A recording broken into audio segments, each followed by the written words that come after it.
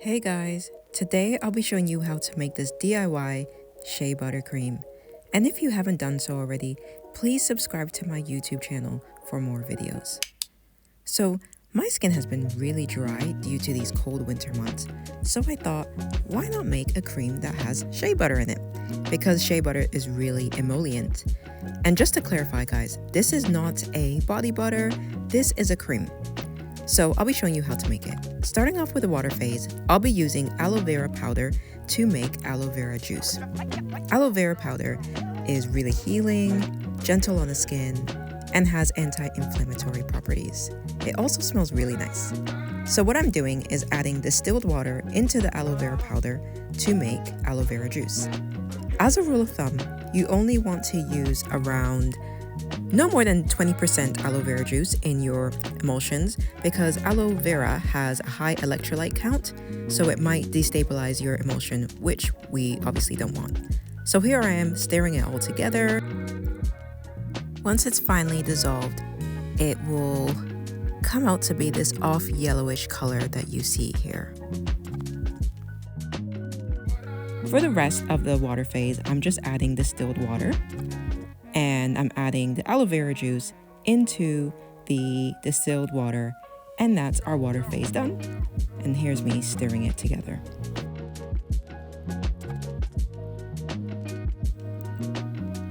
Moving on to the oil phase, I'm using unrefined shea butter, but you can use refined shea butter if that's what you have on hand. And I'm just putting all the shea butter into a beaker, which you see here. Then I'm using these emulsifiers, MF emulsifier, VE emulsifier, and Cetearyl Alcohol, which is actually a co-emulsifier. The MF emulsifier and VE emulsifier have to be used together, and the Cetearyl Alcohol is a co-emulsifier that adds richness and creaminess into your emulsions. So here I am adding the emulsifiers and Cetearyl Alcohol into the beaker with the shea butter. So we are making an oil in water emulsion, by the way. So in the separate beaker, I'm now adding Propanediol, and Propanediol is a humectant. Then I'm adding xanthan gum.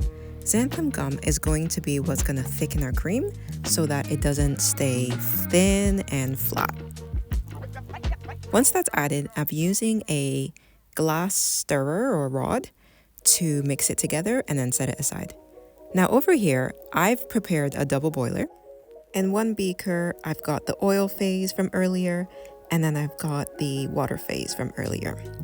What I'm doing is heating both phases to over 75 degrees Celsius. Once the oil phase is melted, I am pouring it into the water phase. You cannot do it the other way around. And as you can see here, I'm using this little whisk to pour it, to stir it.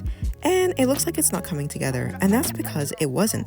But I wanted you guys to see this, to let you know to use an electrical whisk, which is what I ended up doing.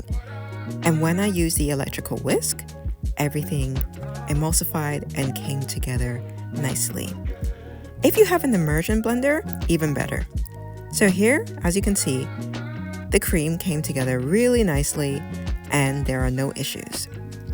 Now I'm adding in the thickening mixture that I made earlier, the xanthan gum and the Propanediol. So this is to thicken the cream so that it won't remain flat. So once your mixture has then cooled down to less than 40 degrees, it's time to add your heat-sensitive ingredients like rosehip oil, like I'm doing here, as well as vitamin E oil. I'm also using a new preservative this time called Preservative 12. And this is not an EcoCert approved preservative, but it's something I just wanted to try. It's something that a lot of mainstream cosmetic businesses use in their cosmetics, so I thought, let me try it. And that's the inky name over there. Once you add your preservative to your emulsion, it kind of thins out a little bit. So that's why you need to make sure that your emulsion is stable. And luckily mine is still together, but the consistency has thinned out. Next, I'm taking a sample solution of the cream and distilled water and mixing it together to find out the pH.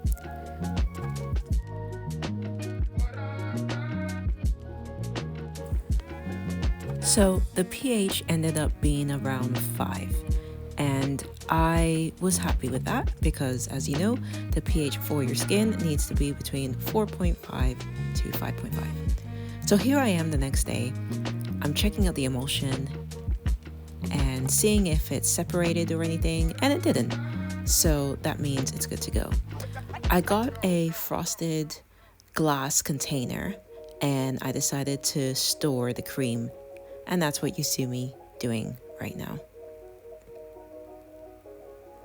So earlier, I said that this is a cream, not a body butter. Body butters aren't made with any water, and this was, obviously, so that's the difference. So now I have bathed, my skin is really dry, as you can see, and I'm using it for like the second time. I do like it. I noticed that I experienced a little bit of sensitization, I think, and that was from the Preservative 12, because I don't think my skin was really used to it, but I do like it. I also feel like you can use this in the summertime because it's not necessarily that heavy. Then I'm just creaming my entire face with it.